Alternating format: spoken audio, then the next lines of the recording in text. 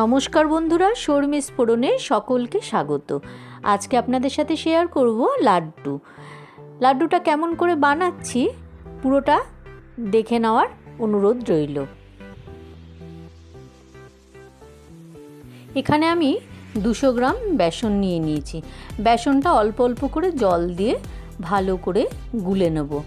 খুব পাতলাও করব না, খুব ভারীও করব না গোলাটাকে। দেখে নেওয়া যাক কীরকম করে গুলছি। এই ঠিক এরকম করে গুলে নিয়েছি।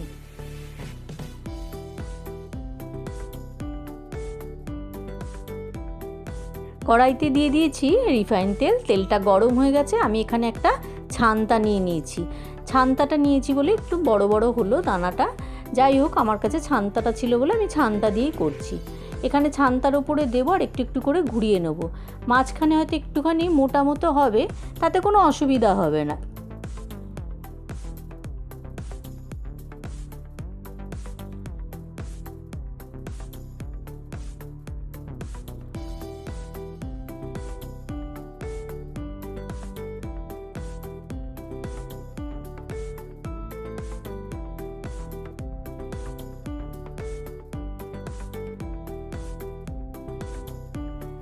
খুব বেশিক্ষণ কিন্তু ভাজা যাবে না, তাহলে একদম কড়কড়ে হয়ে যাবে। সাথে সাথে তুলে নিতে হবে ভাজাটাকে।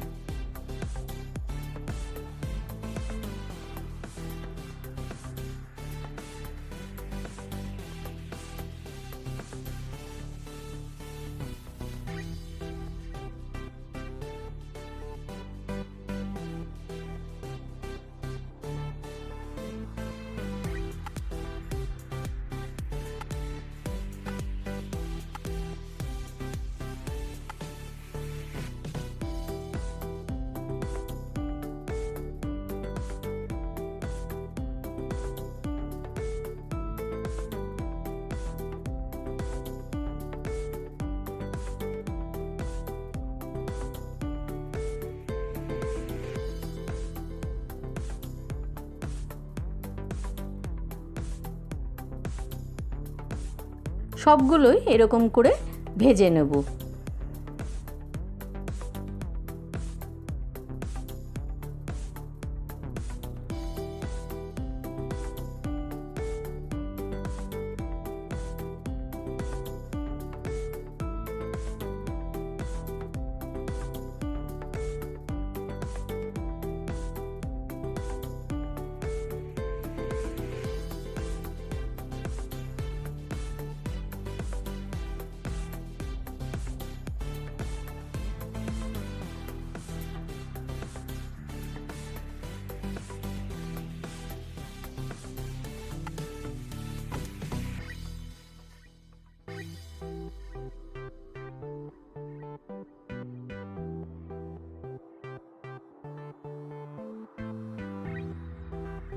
সবগুলো ভাজা হয়ে গেছে। তারপরে আমি এবারে চিনির সিরাপটা বানিয়ে নেব। বসিয়ে দিলাম প্যান গ্যাসের মধ্যে। এবারে এর মধ্যে দিয়ে দেবো 1 কাপ চিনি, দিয়ে দেবো 1/2 কাপ জল চিনির সাথে।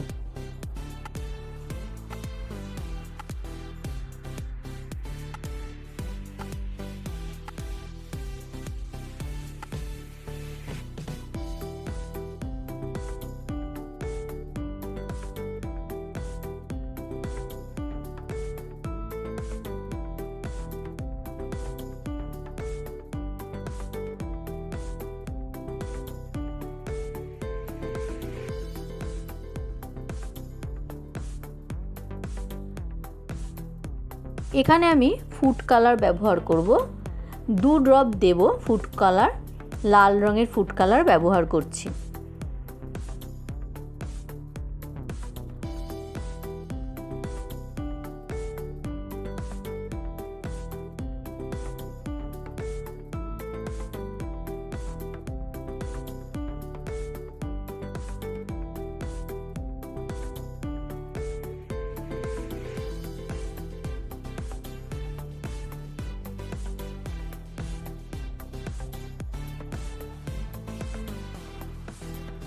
চিনিটা কিন্তু গলে গেলে আমি দিয়ে দেবো ভেজে রাখা বুন্দিগুলো।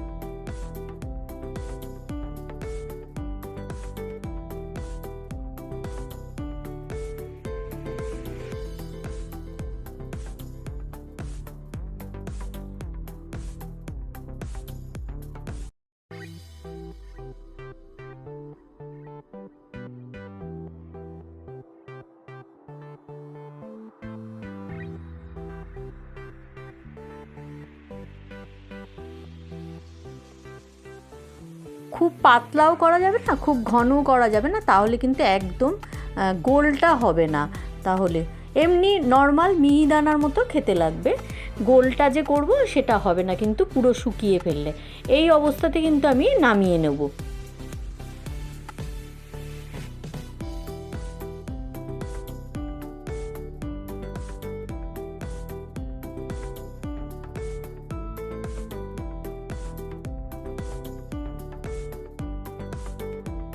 প্লেটের মধ্যে নামিয়ে নিয়েছি, তাতে দিয়ে দিলাম 2 চামচ ঘি।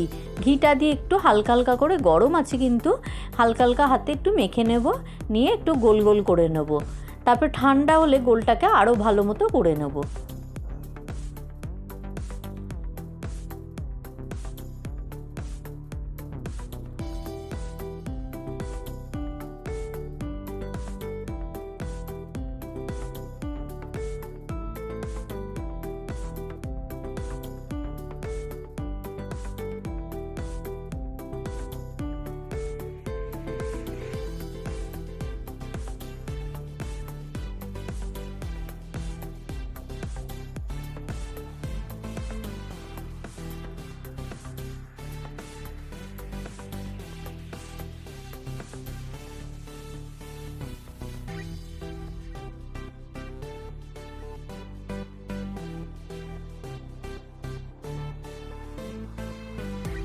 গোল গোল করে নিয়েছি, এবারে এখন ওপর দিয়ে আমি সাজিয়ে নেব লাড্ডুগুলোকে।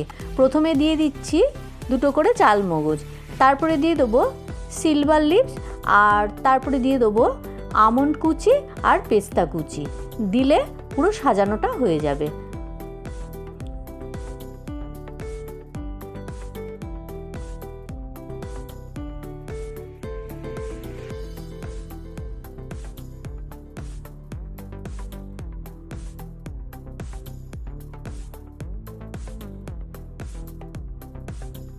আজকে লাড্ডু রেসিপিটা কেমন লাগলো অবশ্যই কমেন্টে জানাবেন, আর চ্যানেলে নতুন হলে সাবস্ক্রাইব করে দেবেন, আর পাশে থাকার অনুরোধ রইল।